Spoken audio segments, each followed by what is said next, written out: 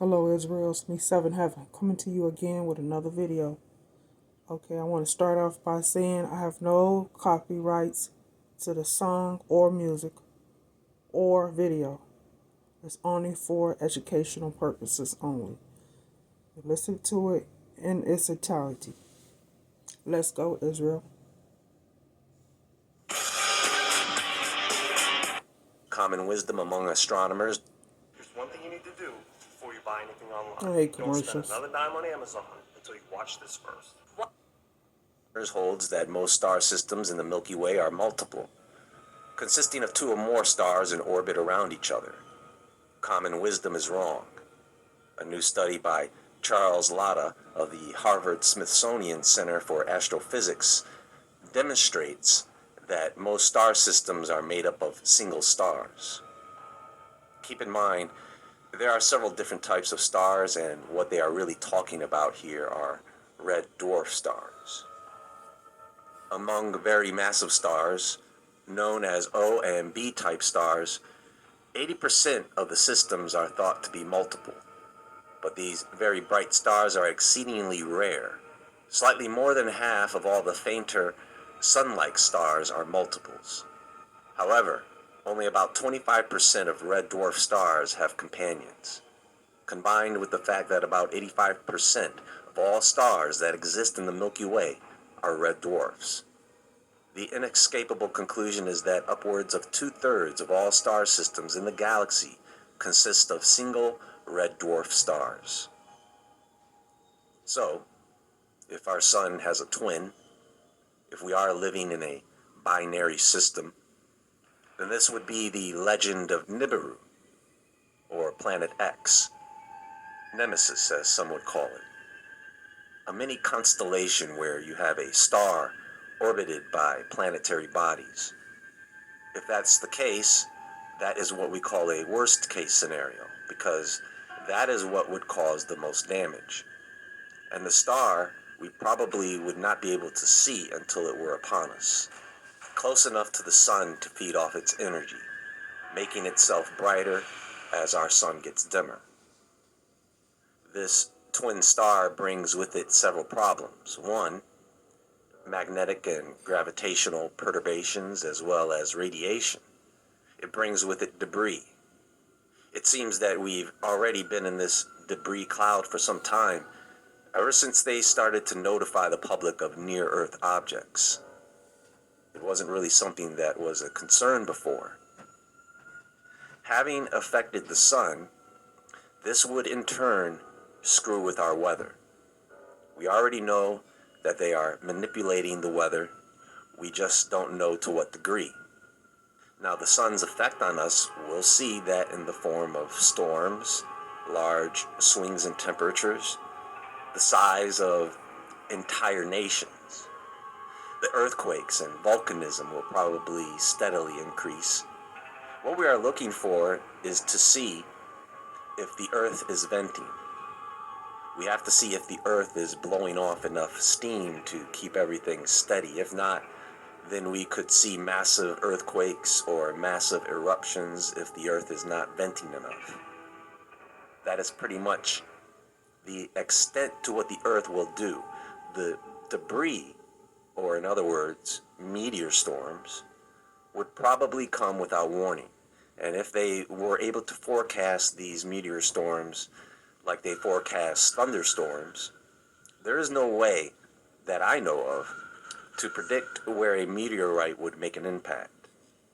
Most of it would be the oceans, and most of them would burn up in the atmosphere, depending on the composition of what's coming in. We really don't know the amount of damage any one impact will make.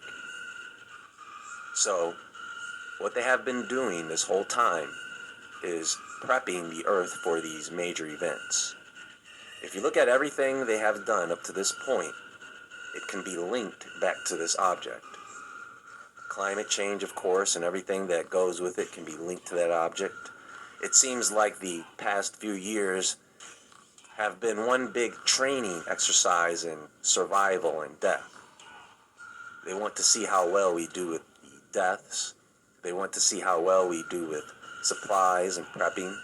And a major part of that exercise is social order. How much control do they have over us? Just by telling us what to do. Wear a mask, stand 6 feet apart. Here, take this thing we made in the lab in literally 2 days. You don't know what's in it, but you'll take it anyways. Because you care, don't you? You want to keep your job, don't you? You see, there are demonic forces that want to see us all destroyed. But people, for the most part, the evil elites, they are more concerned about self-preservation. They know that if they can keep their families going, they can always rebuild things. This object doesn't give anybody a choice about who lives or who dies. And yes, viruses as well can be linked to meteorites. So if there is a significant increase in meteorite impacts, they could be carrying pathogenic organisms, in theory mostly. But listen to this. All RNA and DNA base types are found in meteorites, study claims. The discovery could add weight to the hypothesis that the building blocks of life on Earth originally came from space, but some scientists note the possibility of contamination. All 5 nucleobases that make up DNA and RNA have now been detected in meteorite samples, according to a study published yesterday in Nature Communications. The work used recently developed techniques to identify not only adenine and guanine, which had previously been identified in samples from some of the same meteorites, but also cytosine, uracil, and thymine, supporting the idea that the precursors of life could have come from space. Comets passing by us have been linked to the time of certain outbreaks. So, if we see an increase in meteors and see also an increase in disease, that can be linked to this object or twin star. So this object brings with it a lot of disease, death, and destruction. And so with over 7 billion people on the planet, that might not work out so well when it comes to extremely limited resources. You basically end up in one big global riot and looting spree, where people have no money, no food, no real protection for themselves. There's no planes taking off, no trains, no gas for vehicles, no electricity or running water. And we have this elite group who want to get our population numbers down to a point that is manageable when this object comes by and does its thing. So what you are seeing right now on the news, they are actors. The true government seems to have been replaced already by a TV show. And everything they are telling the public is going to get people caught off guard. Look, I could be 100% wrong about this. There could be nothing out there as I described. I happen to follow scripture. I know not everyone here follows biblical scripture or believes in biblical prophecy. But I base what I am saying, I base part of it on ancient texts, not just the Bible, but in the Bible, in prophecy, we are told what it is, or maybe what it could be. And the third angel sounded, and there fell a great star from heaven, burning as it were a lamp, and it fell upon the third part of the rivers, and upon the fountains of waters. And the name of the star is called Wormwood, and the third part of the waters became wormwood. And many men died of the waters, because they were made bitter.